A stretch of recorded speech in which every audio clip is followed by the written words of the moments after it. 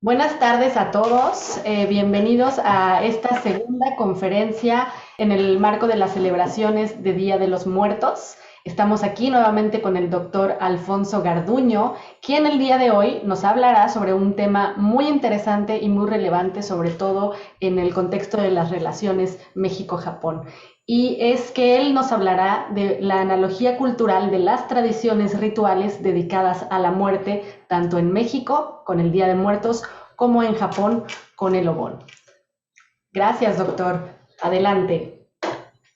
Muy buenos días y muchas gracias de nuevo por su amable invitación. Soy el doctor Alfonso Garduño Arzabe del Instituto de Investigaciones Estéticas de la UNAM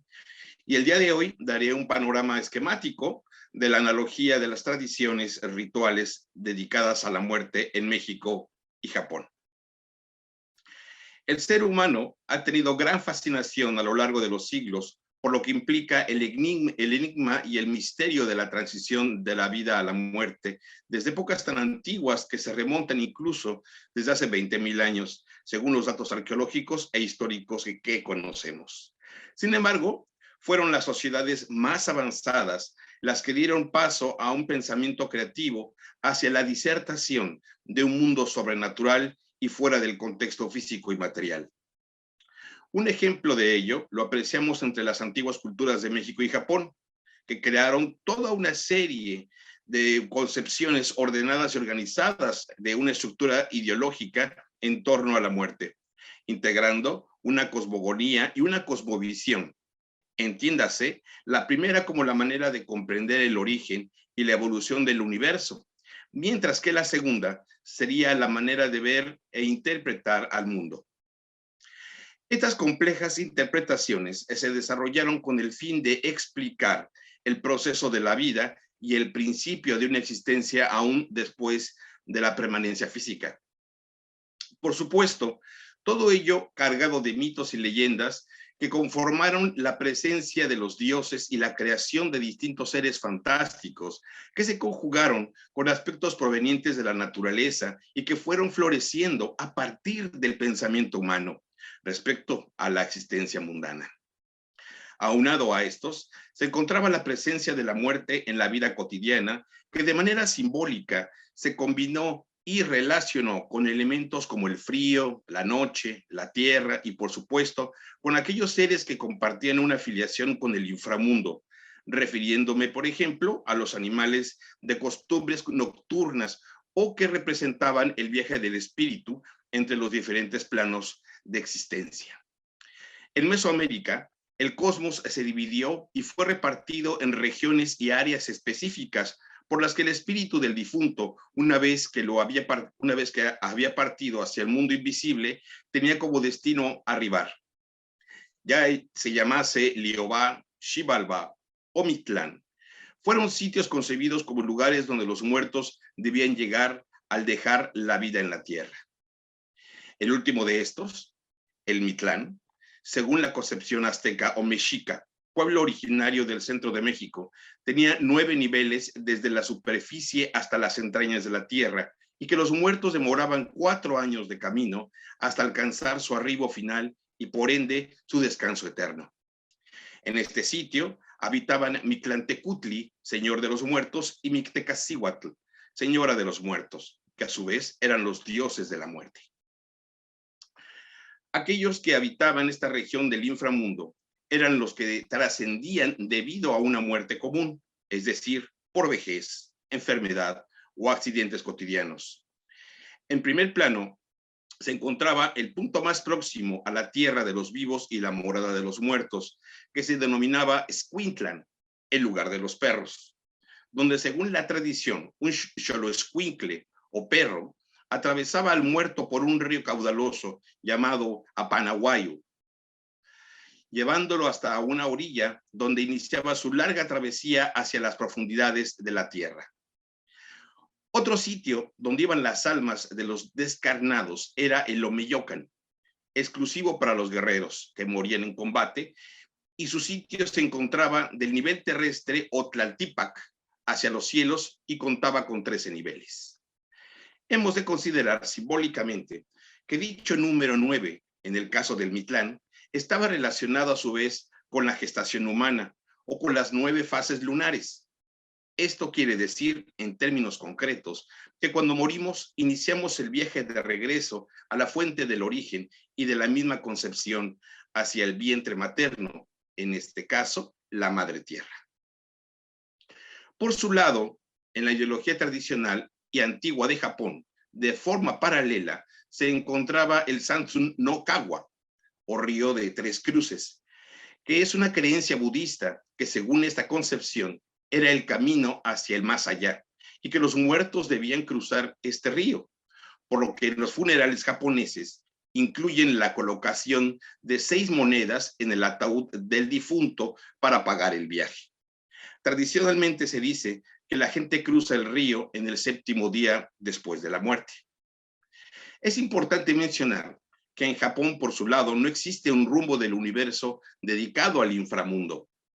No obstante, se tiene la idea del mundo del más allá, llamado Anoyo,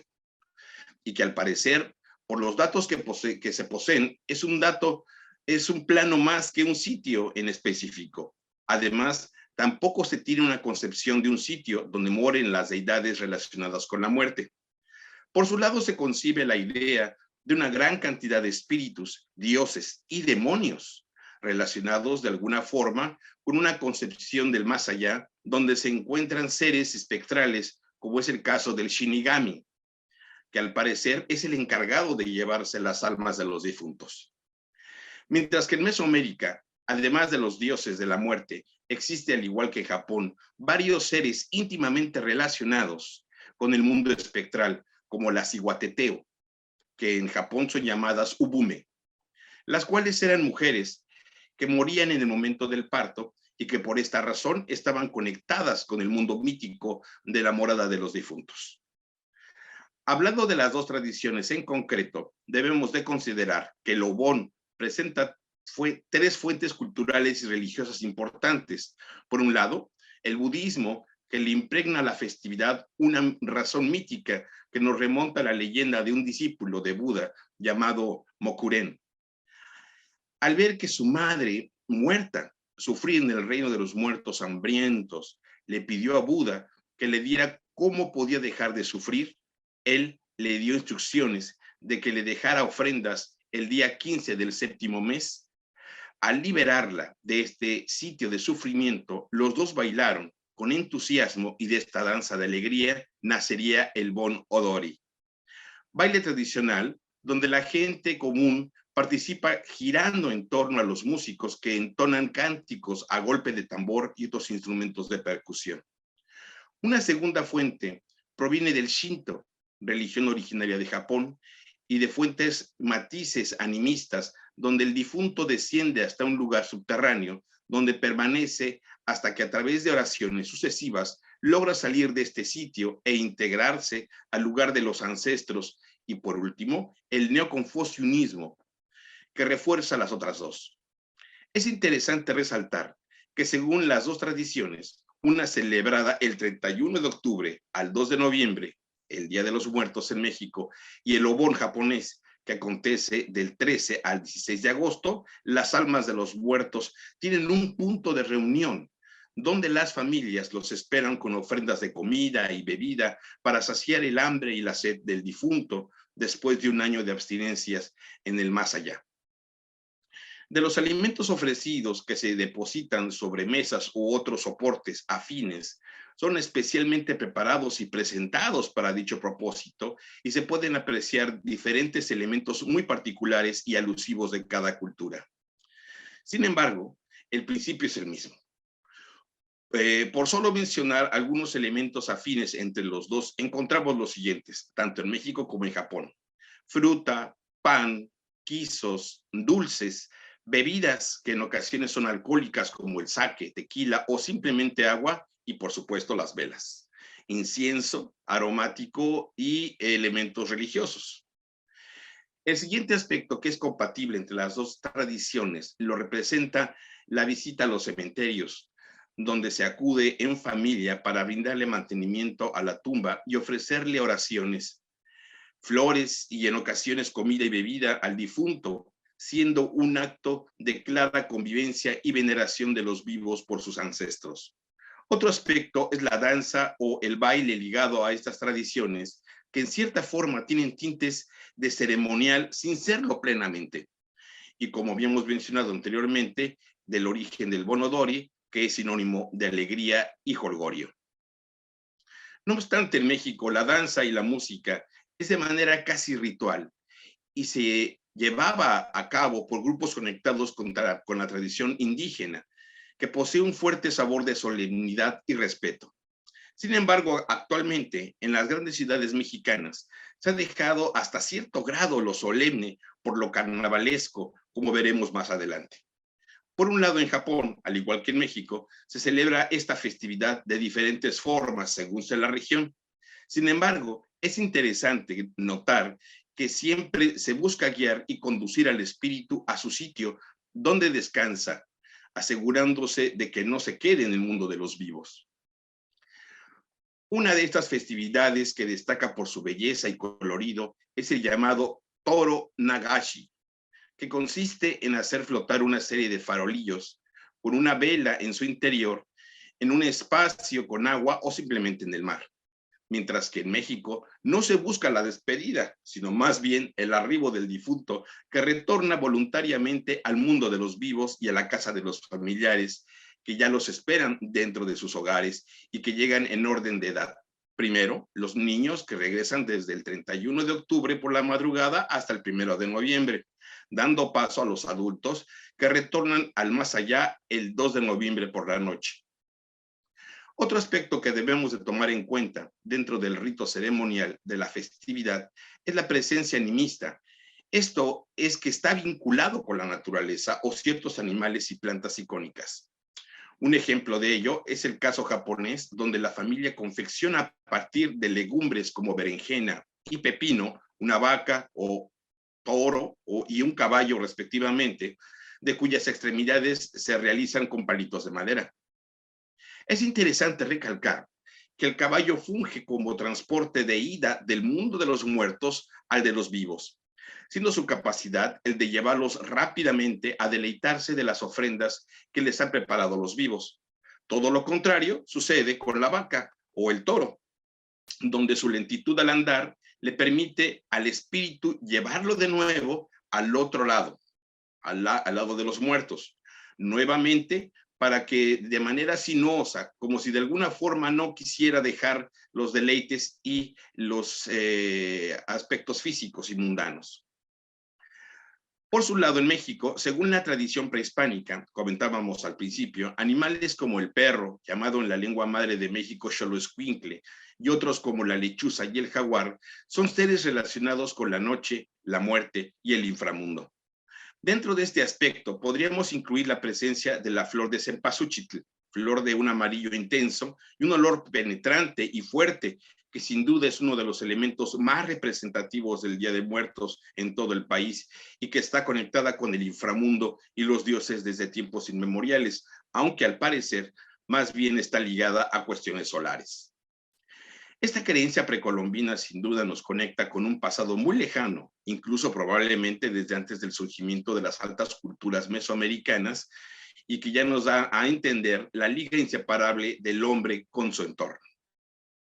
Tanto en México como en Japón, la trascendencia de la vida a la muerte y el retorno de las almas de los difuntos con la familia son dos tradiciones culturales que se pierden en la noche de los tiempos. En la actualidad, estos actos se han convertido en parte del folclore de los pueblos, adquiriendo sin duda un carácter festivo y de alegría en algunos casos, dejando los aspectos solemnes solo para las generaciones más viejas, inclusive con la intromisión de influencias externas y globalizantes que tanto en México como en Japón han permanecido en la memoria de los que las siguen conmemorando y aunque en parte han perdido su carácter primario parcialmente,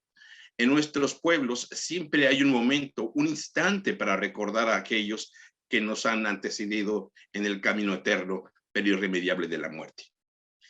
Hemos de mencionar que el Día de los Muertos o Fieles Difuntos es considerado una de las conmemoraciones más solemnes, tanto por la tradición prehispánica, así como de la influencia cristiana, llegada a México a partir del siglo XVI, con el arribo de los europeos al nuevo continente.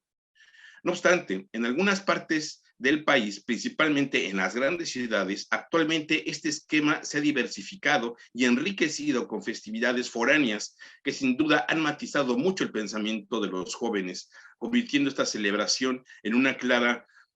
convivencia social y familiar.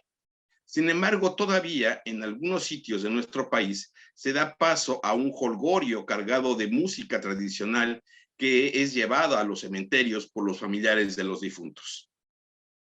E incluso a carnavales donde las personas visten con atuendos relacionados con la muerte y que en ocasiones se acompaña de danzas y ceremonias, lo que podría compararse hasta cierto grado con el Bonodori, que se celebra a su vez en Japón. Hemos de mencionar